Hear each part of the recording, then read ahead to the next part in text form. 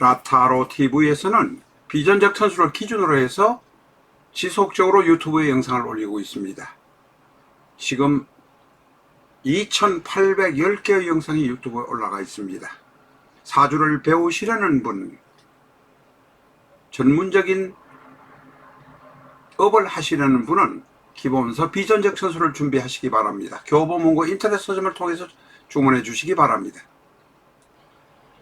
카드로 보는 21세기 주역점은 제가 만든 것이 아닙니다. 2500년 역술사들이 활용하던 것을 정리해서 제가 간행한 것 뿐입니다. 주역점 카드만 별도로 아래 전화로 전화 주시면 판매할 수 있습니다.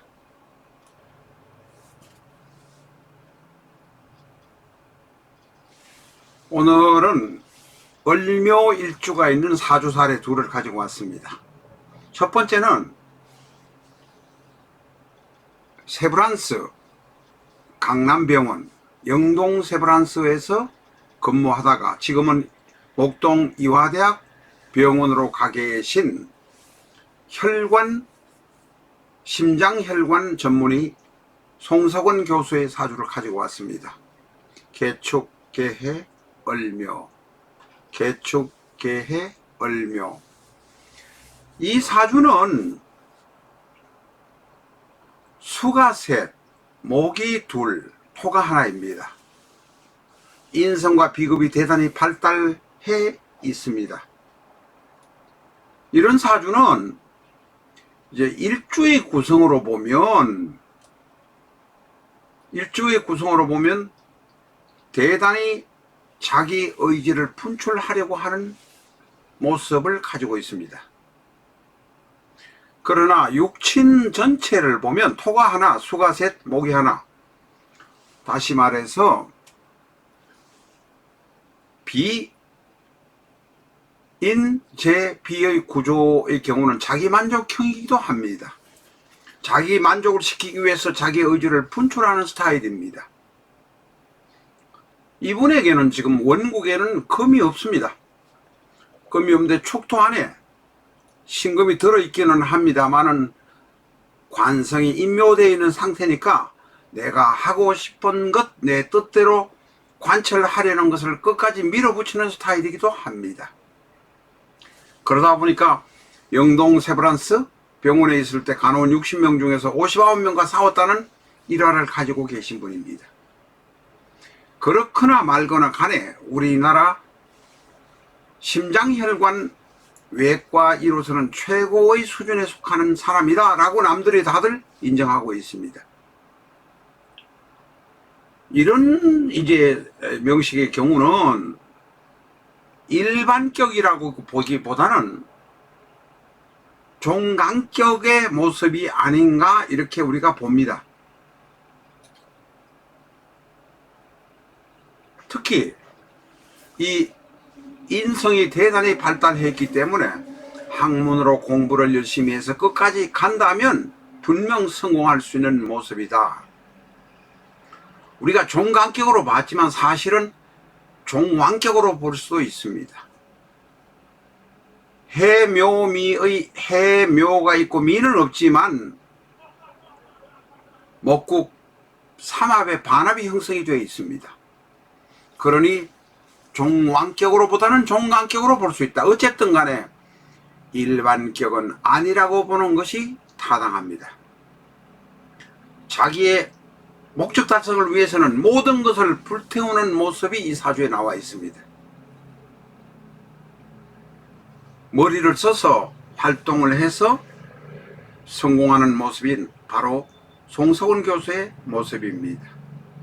이 사주 안에는 화와 금이 안 들었는데 4.3대운부터 화가 오고 그 이전에 2.3대운, 1.3대운, 2.3대운부터 금이 오고 4.3대운, 3.3대운 끝 미토 안에서 정을기 정화가 있으니 그때부터 화가 들어옵니다.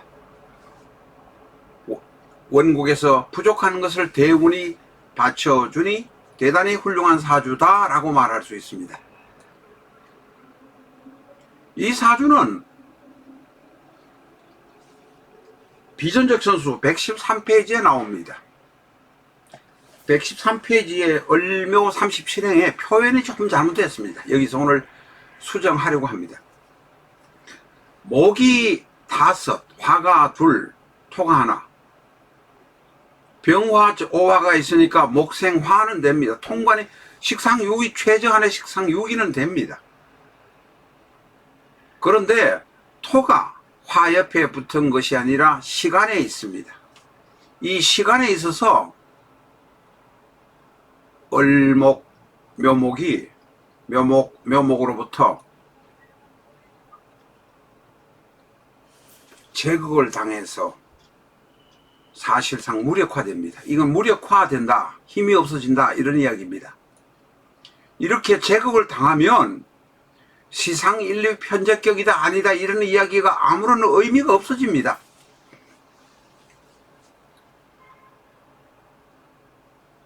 그래서 재성이 무력화된다 하는 이야기입니다. 이분은 1954년생인데 중년에 아들 하나 놓고 살다가 중년에 죽었습니다. 대단히 인물도 좋고 훌륭한 분이었다고 하는데 바로 재성이 묘목이라는 기신에 의해서 파국 때문에 그렇습니다. 그러니까 이 사주는 일반격으로 볼 수도 있고 또한 인묘 방합이 있으니 우리가 종강격으로 볼 수도 있습니다. 그런데 일반격으로 보면 일반격으로 볼 수도 있다고 책에 이렇게 써놨습니다만은 일반격으로 보면 중년에 사망한 것이 우리가 설명이 제대로 되지 않습니다. 그런데 대운으로 우리가 종격으로 보면 종강격 혹은 종왕격으로 보면 종강격으로 봅니다. 죄송합니다. 종강격으로 보면 관과 재가 들어올 때는 대단히 나쁩니다.